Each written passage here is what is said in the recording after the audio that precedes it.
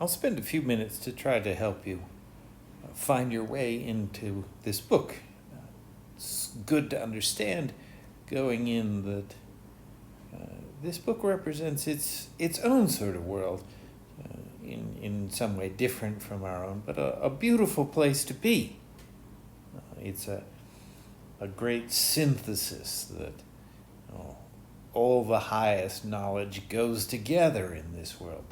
The greatest scientific and the greatest religious knowledge work together and fit together.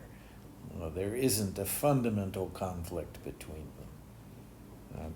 It's all on a human scale, as I was saying in the introductory video. One man could know it all, so it could go together in that way, in a way that's never possible in our world.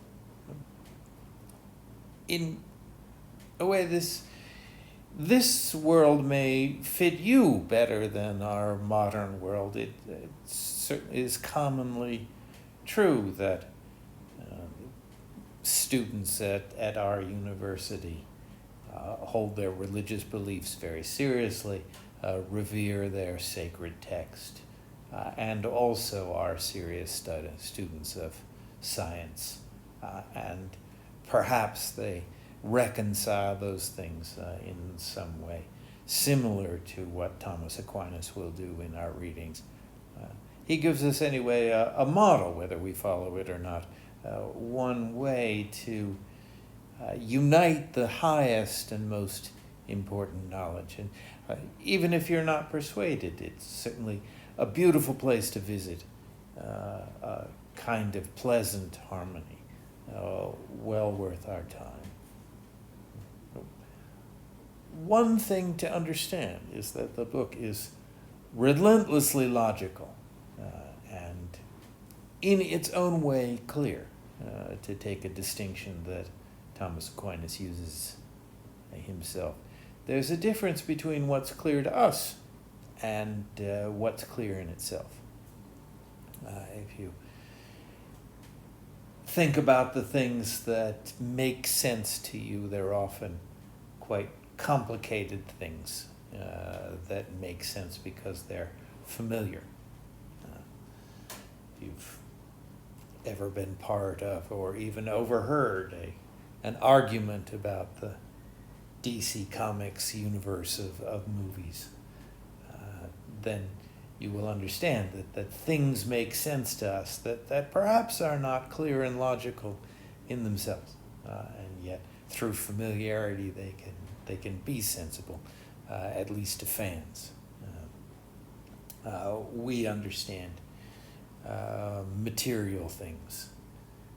We understand the things of the senses; those are all clear to us, but not necessarily clear in themselves. The things that we know, tastes and colors, and the feel of bodies, while we're comfortable and not startled and feel that we know those things, are not really clear in an intellectual way, whereas the highest logic is clear in itself. It makes sense. It doesn't contradict itself. It's powerful knowledge that can be extended easily to new things if you've understood it once. If you've really understood it once, you can apply it to new things. These are all the hallmarks of things that are clear in themselves. After all, if you think of the world of physics, what's clearer than Einstein's great equation, E equals mc squared? Couldn't be simpler, couldn't be more definite. And yet, we don't understand it. Or maybe you do, I don't. It's not the physics of our familiar world. And so the difficulty of understanding Thomas Aquinas' text is a difficulty of overcoming that false sense that what's familiar to us and seems normal is something we really know, and graduating to understanding something that is clear in itself. And if you look at any of these paragraphs, if you study them, you will quickly get a sense that there's a firm logical skeleton, that there's a clarity to the argument, that the statements are definite, and that they fit together in precise and logical arguments. Now, a little overview would be helpful. The book is not broken down into volumes or chapters the way we're used to. It's broken down into questions, and then those questions are further subdivided into articles. And each article, in fact, takes up one specific question. It begins with a yes or no question. So you can see here, Article 1. Is it necessary to have a doctrine over and beyond the philosophical disciplines? So, that's a little unfamiliar with philosophical disciplines, right? What we can know by natural reason. We don't need a sacred text. God doesn't have to show you a special text. Your senses and your brain are enough to understand philosophical disciplines. But is it necessary to have any teaching, any doctrine, any education beyond those things? So Aquinas takes that up. He poses it in a definite and straightforward way, so it has a yes or no answer. The second thing beyond it, the clarity and the logical rigor, is to note that there's a sense of dispute, a certain fairness in argument, a desire to look all around the questions and to give the strongest arguments against his own opinion. That's part of the surety, the certainty, the clarity of this world. He's not afraid of any further argument. He doesn't want to get his point of view across and hide from the opposite. In fact, it's just the other way. He wants to bring the greatest objections to his own opinions, so that when he makes a decision, he really knows that it's true.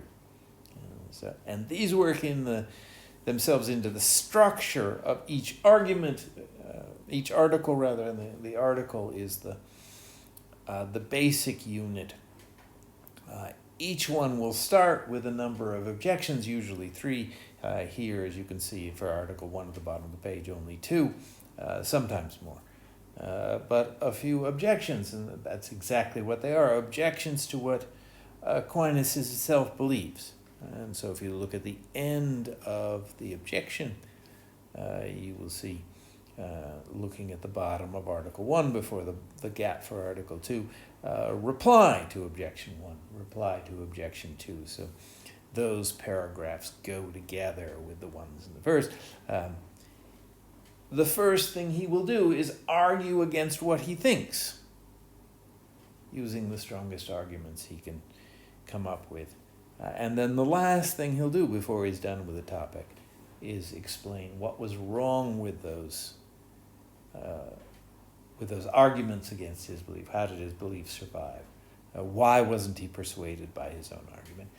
And as you are working on this section, you should strive to have that same fairness of mind, that same flexibility, the same determination to look at both sides, to debate with yourself, to push a question in 2 opposite directions so that you really know when you're done what you think and why you think it.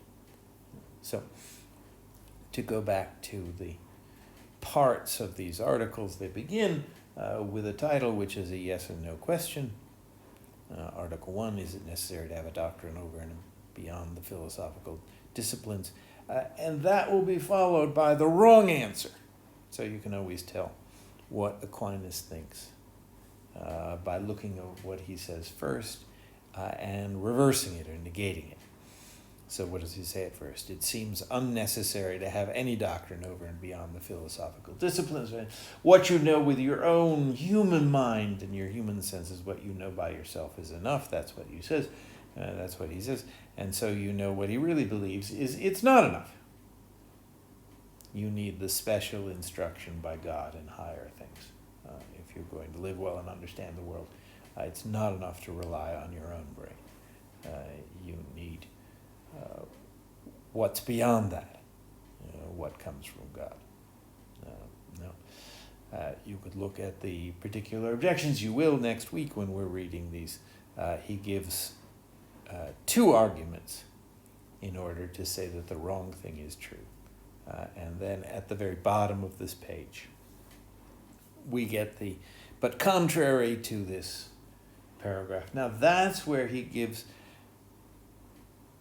the orthodox view, the view from authority, the view that is believed by his religion and the many millions of people who adhere to it.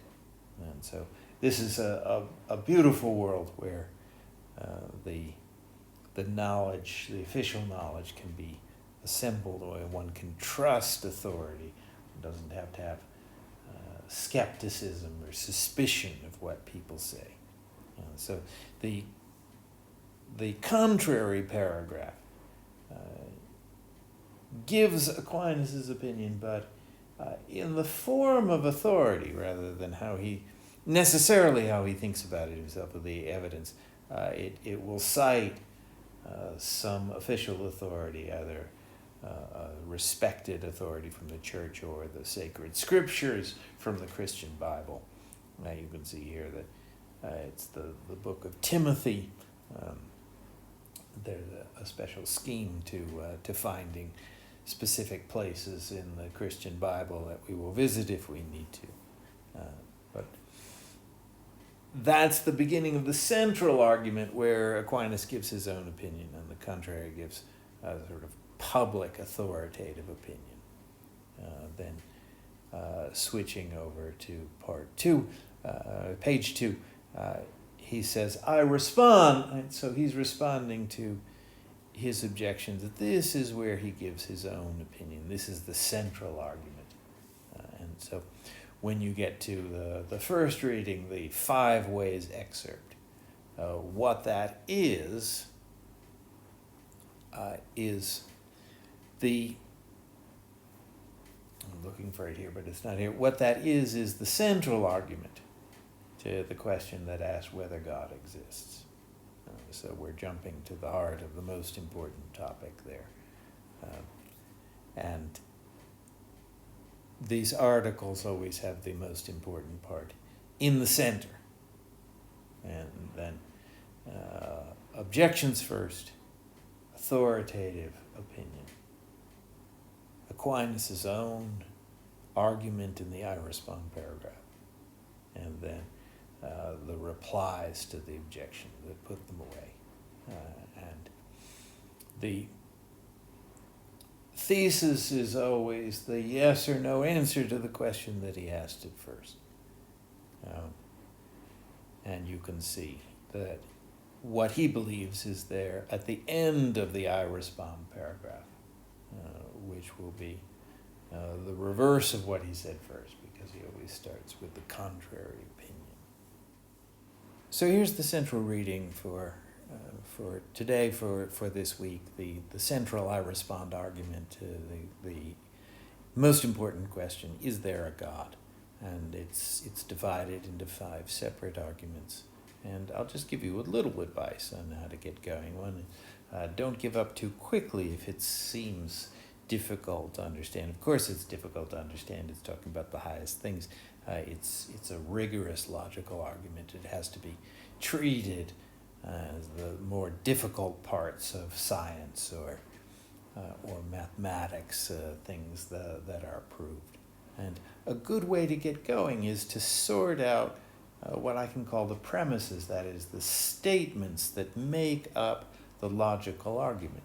You can distinguish those from the things that are in here to back them up, to give evidence or to illustrate the points, to make them seem reasonable. Pull out the basic statements and start to work out how they are glued together logically. Look to see what is the thesis and see what steps you need to take along the way to reach the conclusion. And we will work out those things this week.